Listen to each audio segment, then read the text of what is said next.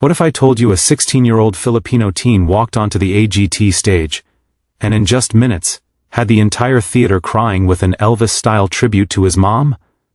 This isn't just another performance. This is a story of love, loss, courage, and a voice that shook even Simon Cowell to silence. Before you dive into this emotional journey, make sure you subscribe to Kindness Diaries so you never miss powerful stories like this. Stories that remind us of the heart, the struggle, and the unbelievable strength behind every voice. Backstage at AGT 2025, the world feels too loud for Aiden Reyes, yet somehow too quiet at the same time. He stands in the dimly lit hallway, surrounded by buzzing crew members, flashing equipment lights, and the faint echo of a cheering audience from inside the theater. But none of it reaches him clearly.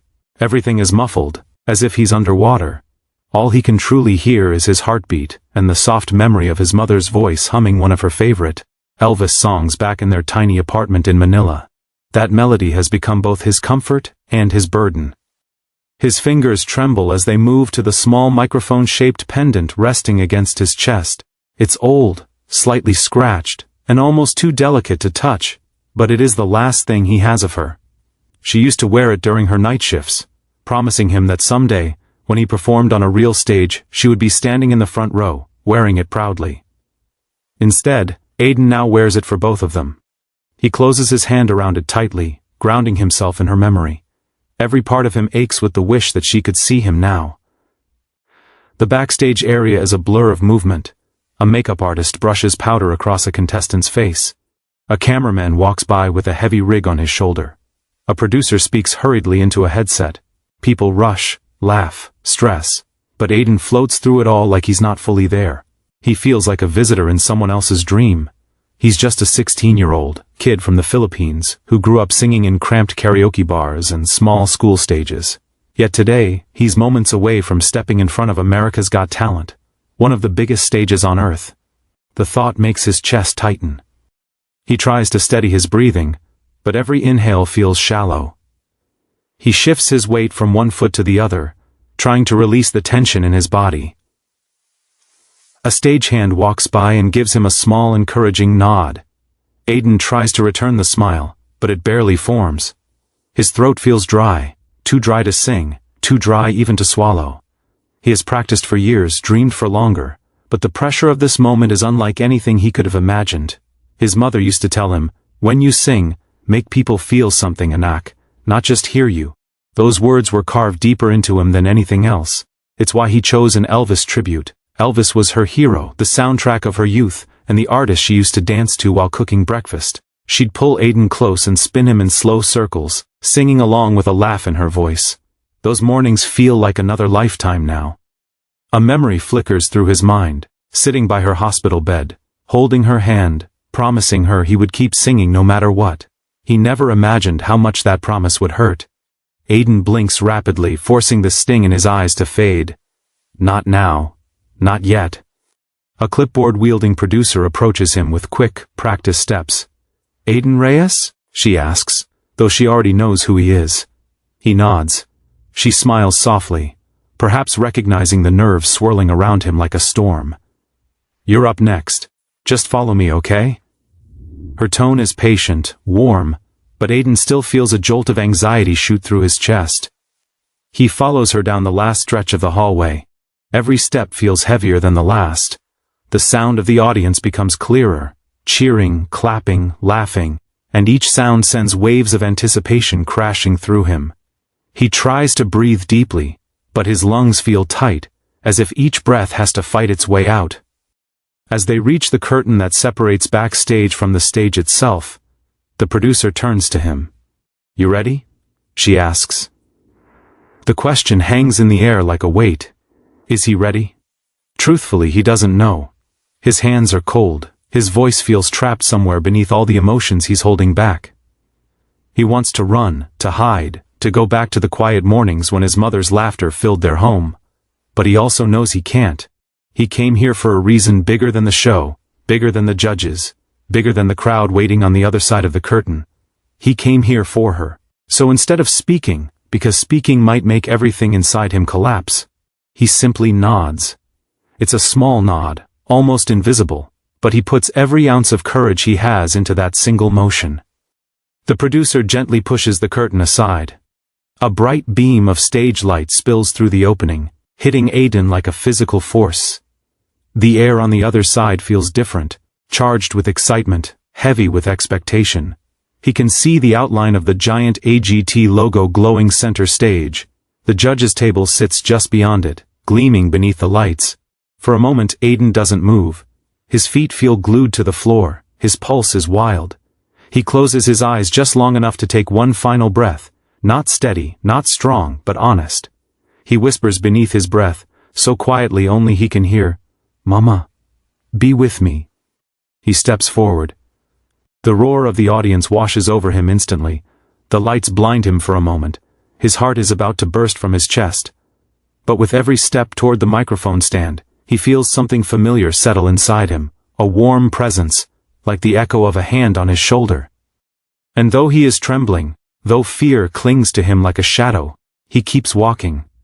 Because somewhere inside all that fear is the voice of his mother telling him he can do this. Aiden reaches the center of the stage, staring out at thousands of faces he can't quite see, and prepares to share the most important song of his life. It's finally time. The moment Aiden steps onto the AGT stage, the world around him seems to swell with light and sound. The massive theater stretches out before him like an ocean, rows upon rows of faces, camera lenses, stage lights, and anticipation. He feels the weight of thousands of eyes watching him, waiting for him to speak, waiting for something extraordinary. His heart beats so loudly that he's certain the front row can hear it. He grips the microphone stand with both hands, grounding himself. The cool metal against his fingers is the only steady thing he can hold on to. He takes a breath, but it doesn't feel like air reaches his lungs. His voice quivers when he introduces himself. "My name is Aiden Reyes. I'm 16, from the Philippines." His words hover too softly in the air. He can barely hear them himself, and judging by the slight forward lean of the judges, they barely hear him too. Simon Cowell's eyes lock onto him, sharp, assessing, unreadable. Aiden feels exposed under that gaze, like every insecurity is suddenly spotlighted on stage. He explains that he'll be singing an Elvis song for his mother, but his voice cracks halfway through the sentence. The judges exchange small looks, a mix of curiosity and concern. Aiden tries not to notice. He has to focus. He has to breathe. He has to remember why he's here. The music begins. Soft, familiar. Elvis, his mother's favorite. He opens his mouth and begins to sing. But only 10 seconds into the song something happens that pierces through him like ice. Simon raises his hand. The signal is unmistakable. "Stop," Simon says firmly. The word ricochets through the room. The music cuts instantly. The audience lets out a gasp, hundreds of voices blending into one collective shock, the kind of gasp that makes the air freeze, the kind that tells you something is very, very wrong. Aiden stops. His mind goes blank. His entire body stiffens as if someone has poured cement into his veins. His throat tightens, his hands tremble at his sides. He stares at Simon, unable to move, unable to breathe. In that single second, an avalanche of fears crashes over him. He failed. He disappointed them. He embarrassed himself on one of the biggest stages in the world. He wasted his mother's dream. He feels a buzzing in his ears, like static, drowning out the murmurs in the audience. The lights suddenly feel too bright, harsh, unforgiving. He wants to disappear. He wants to run. He wants to sink into the stage and vanish. His mouth goes dry as he forces himself to speak. I'm sorry." The words barely escape him. But Simon shakes his head, not angrily, not impatiently, but in a way Aiden didn't expect. There's no harshness in his eyes. If anything, there is softness, understanding. "No, Aiden," Simon says, leaning forward slightly. His voice is calmer now, quieter, like he's trying to speak directly to the trembling heart of the boy standing before him. "I didn't stop you because you were bad."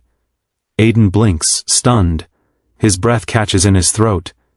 "I stopped you," Simon continues carefully, "because you're singing like Elvis. You're doing the voice, the style, the tone. But I want to hear you." A ripple of whispers moves through the audience. The tension in the room shifts, no longer sharp, but hopeful. Aiden stares at Simon, confused and overwhelmed. "Me?" he repeats softly.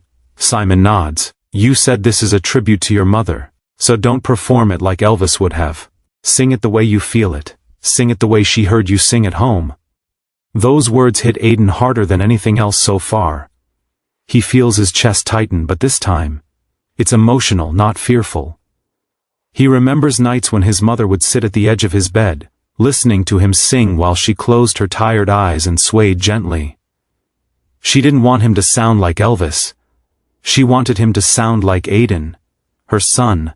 A hush falls over the theater. Aiden takes a deep breath, but it trembles on the way out. He wipes his clammy palms on his jeans. His legs feel unsteady, but he forces himself to stay rooted. He steps slightly back from the microphone, then forward again, repositioning his stance. It's subtle, but it's the first sign of him reclaiming the moment. The pianist restarts the music, this time waiting for Aiden's cue instead of launching straight in. Aiden closes his eyes. The noise slips away, the stage lights fade from harsh to warm. The fear quiets into a smaller voice in the background. He imagines his mother standing in the front row, smiling, her hands clasped together like she always did whenever she watched him perform. He imagines her whispering, "You can do this, Anak, just feel the song." His fingers drift to his pendant for a brief moment. He squeezes it, just once, as if drawing strength from it. Then he begins again, only this time it's different. His voice is softer, raw, vulnerable. There's no attempt to imitate Elvis, no theatrical tone, no forced vibrato. It's stripped down, exposed. Trembling at the edges, but real. The first note alone changes the energy in the room. The audience leans in collectively, drawn not by power but by emotion. Even the judges seem to shift forward as if they don't want to miss a single breath. Aiden's voice carries something weightier now. Grief, love, memory, longing. Every word feels lifted from a place deep inside his ribcage. The tremble in his voice doesn't sound like weakness anymore. It sounds like truth.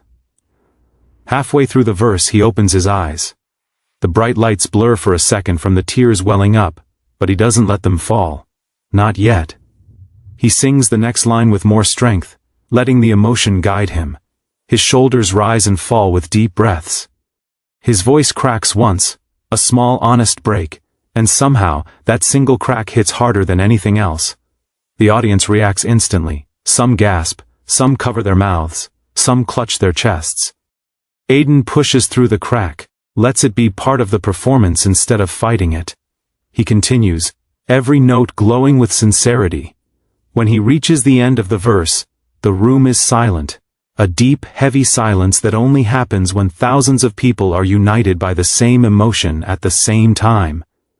He finishes the final note softly, letting it float in the air. The music fades.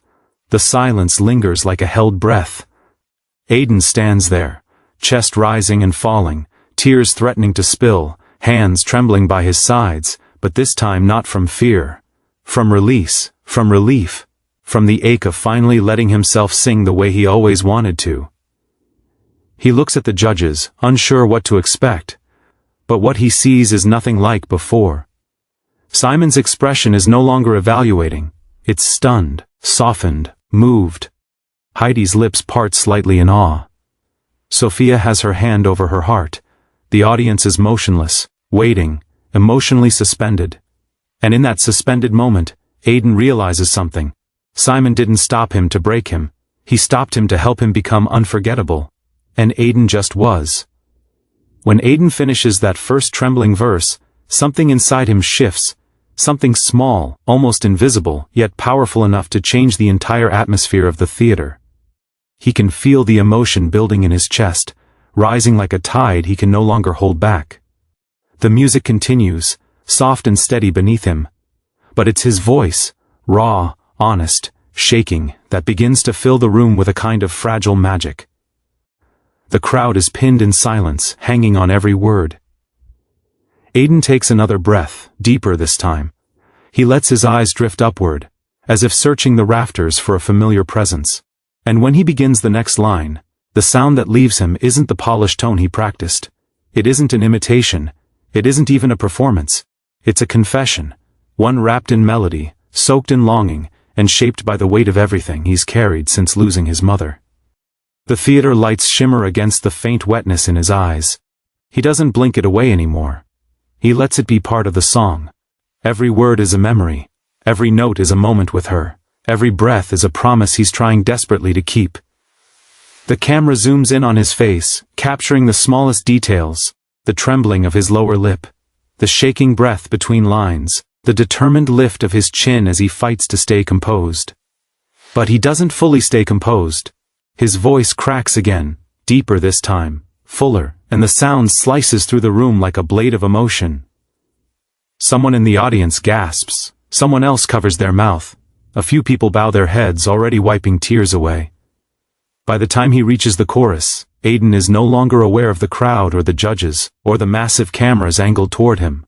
The world shrinks around him until all that exists is the song, his mother, and the soft glow of the stage. He pours everything into the next line, every sleepless night, every moment he wished she could hear him sing one more time, every memory of her humming Elvis melodies while cooking breakfast, every tear he hid from his relatives, because he wanted to be strong, every promise he whispered to her in the quiet hours after she was gone. His voice lifts, cracks, steadies again, and lifts once more. It is imperfect in the most beautiful way. The judges' reactions tell the story as clearly as his song does.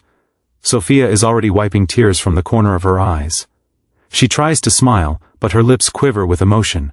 Heidi's hands are pressed together beneath her chin, her eyes shining with admiration and heartbreak. Even Howie looks quietly moved, leaning closer, his expression softer than usual. And then there's Simon. He leans forward slightly, not the judgmental lean he uses when he's analyzing a contestant, but a vulnerable, human one. There is something in his eyes that wasn't there before, something reflective, something personal. It's the look of a man watching a moment he didn't expect, a moment that hits deeper than talent alone.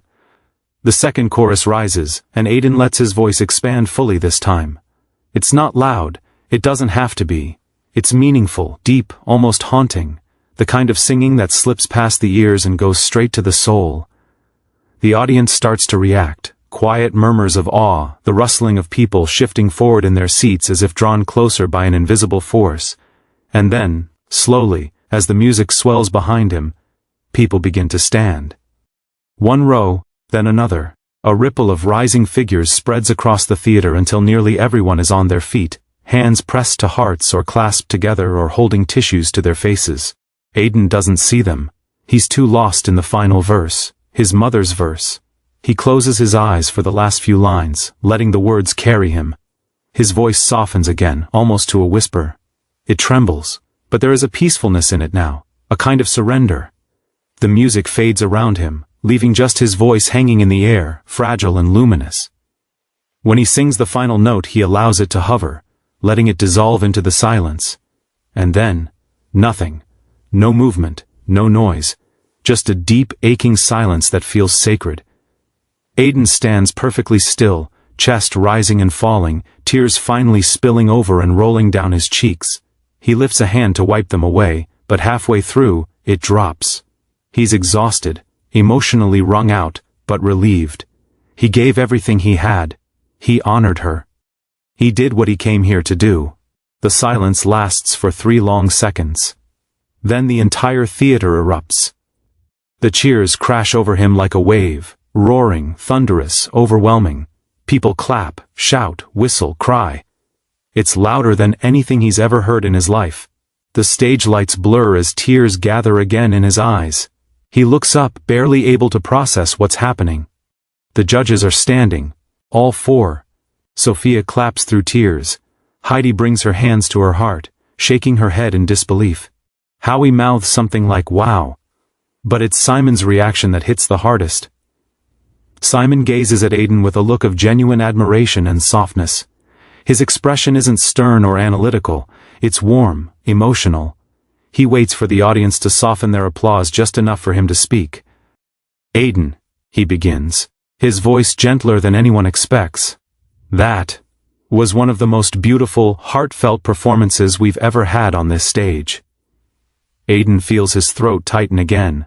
Simon continues, your voice, your emotion, the way you sang from your soul, it was unforgettable, truly unforgettable. He pauses, his tone deepening. Your mother would be so incredibly proud of you. The words break him. Aiden covers his mouth with his hand as tears fall freely now. He tries to hold himself together, but hearing Simon, someone known for his tough exterior, speak about his mother with such sincerity is too much. The audience reacts too, touched by the sincerity of the moment. Sophia adds, I felt everything you felt. Your pain, your love, your story. It was stunning. Heidi nods. You didn't just sing, you opened your heart to all of us. That's rare. That's special. Howie finally speaks. There's talent. And then there's connection. You brought both tonight. Aiden tries to speak, but his voice cracks too hard for words. All he can do is smile weakly through the tears and bow his head in gratitude.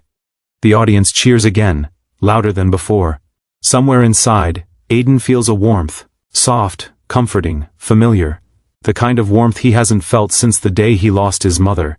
It doesn't replace her, but it feels like a reminder that she's still with him, somehow, somewhere. He clutches the microphone pendant gently. And as he stands on the AGT stage, tears on his face, lights shining around him, applause crashing like a waterfall. He knows he didn't just perform. He healed a part of himself. He honored her. And he became unforgettable.